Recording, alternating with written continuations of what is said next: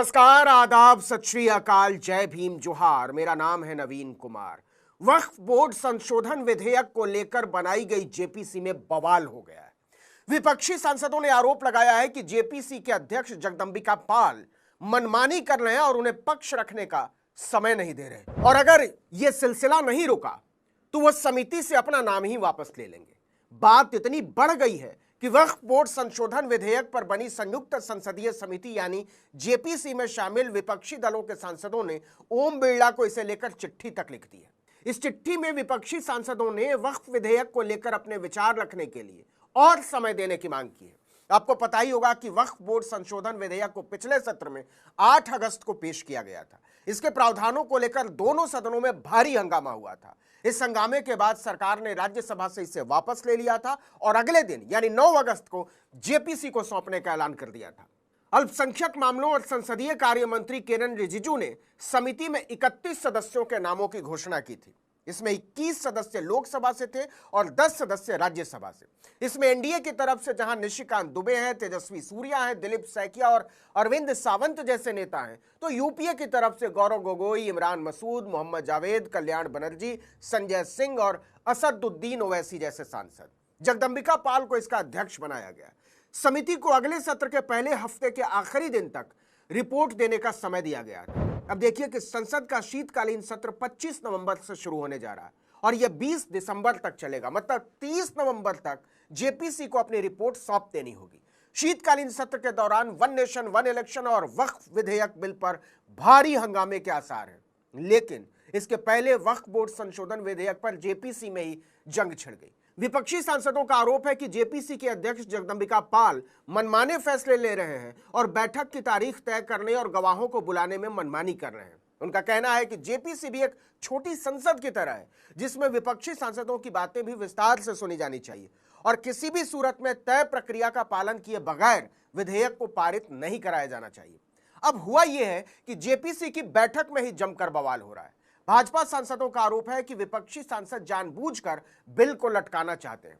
वहीं विपक्षी सांसदों ने आरोप लगाया है कि जेपीसी के अध्यक्ष जगदंबिका पाल ने अपना पक्ष रखने के लिए और समय नहीं दिया तो वो समिति से अपना नाम ही वापस ले लेंगे। अब देखिए कि भाजपा को कैसे मौका मिल गया है। कर्नाटक में किसानों की कई सौ एकड़ जमीन पर वहां के वक्फ बोर्ड ने अपना दावा कर दिया है। राज्य के विजयपुरा जिले के कई किसानों ने एक साथ आरोप लगाया कि उनकी जमीन को वक्फ संपत्ति के रूप में चिन्हित किया गया है और उन्हें सरकार के अफसरों ने नोटिस भी भेज दिया। इसी तरह के आरोप कुछ और इलाकों में भी सामने आए हैं। भाजपा इस मुद्दे को ले उड़ी। वक्फ के दावे पर कांग्रेस शासित कर्नाटक में राजनीति गर्मा गई। भाजपा ने इस मुद्दे को लेकर सरकार के खिलाफ पूरे राज्य में विरोध प्रदर्शन का ऐलान कर दिया। वो कांग्रेस सरकार पर जमीन जिहाद में शामिल होने का आरोप लगा रही है। इसके साथ ही विपक्षी दल वक्फ मंत्री जमीर अहमद खान को मंत्रिमंडल से बर्खास्त करने की मांग भी कर रहे हैं। इसके बाद कांग्रेस सरकार भारी दबाव में आ गई। मुख्यमंत्री सिद्धारमैया ने अधिकारियों को निर्देश दिया कि किसानों को जारी किए गए सभी नोटिस तुरंत रद्द किए जाएं और बिना उचित सूचना के भूमि रिकॉर्ड में किसी भी तरह के संशोधन को रद्द किया जाए। ये एक तरह से कांग्रेस के लिए सेल्फ गोल की तरह था, क्योंकि कांग्रेस सरकार के फैसले के बावजूद भाजपा विरोध प्रदर्शन को जारी रखते हुए सड़कों पर उतर आई। खुद भाजपा के प्रदेश अध्यक्ष बीवाई विजयेंद्र ने बेल्लारी में विरोध प्रदर्शन का नेतृत्व किया, तो वहीं विधानसभा में विपक्ष के नेता आर अशोक ने केआरपुरम में विरोध प्रदर्शन का नेतृत्व किया। राज्य के अलग अलग हिस्सों में भाजपा के बड़े नेता विरोध प्रदर्शनों में शामिल हुए। इसके बाद मुख्यमंत्री सिद्धारमैया डैमेज कंट्रोल करने उतरे। सभी नोटिस वापस लेने के अधिकारियों को निर्देश देने के बावजूद भाजपा के विरोध प्रदर्शनों पर सीएम सिद्धारमैया ने जमकर निशाना साधा और आरोप लगाया कि उसका मकसद पूरी तरह से केवल राजनीतिक है। किसानों के कल्याण की हिफाजत में उसकी कोई दिलचस्पी नहीं है। उधर वक्फ बोर्ड पर बनी जेपीसी में विपक्ष ने घेराबंदी शुरू कर दी। 6 सितंबर को जेपीसी की बैठक में आर्कियोलॉजिकल सर्वे ऑफ इंडिया यानी एएसआई ने अपने प्रेजेंटेशन में 120 से ज्यादा स्मारकों की एक सूची पेश करते हुए कहा कि विभिन्न राज्य वक्फ बोर्ड इन पर दावा करते हैं। एएसआई ने यह भी कहा कि विभिन्न वक्फ निकायों ने इसके स्मारकों पर अतिक्रमण कर लिया है और उनके अंदर मदरसा और शौचालय जैसे निर्माण कर दिए हैं।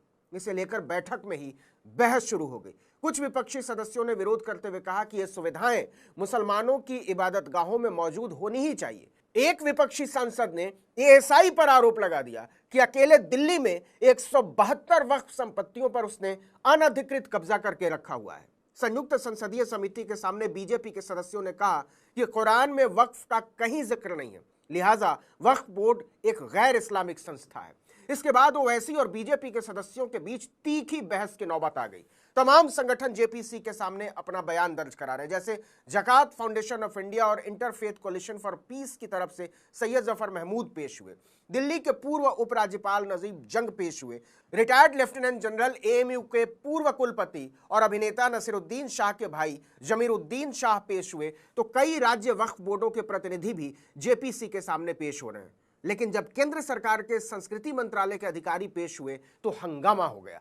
संस्कृति मंत्रालय के प्रतिनिधि ने 53 स्मारकों की एक सूची जेपीसी के सामने रखी और कहा कि इन्हें वक्फ संपत्तियों के रूप में घोषित किया जा चुका है।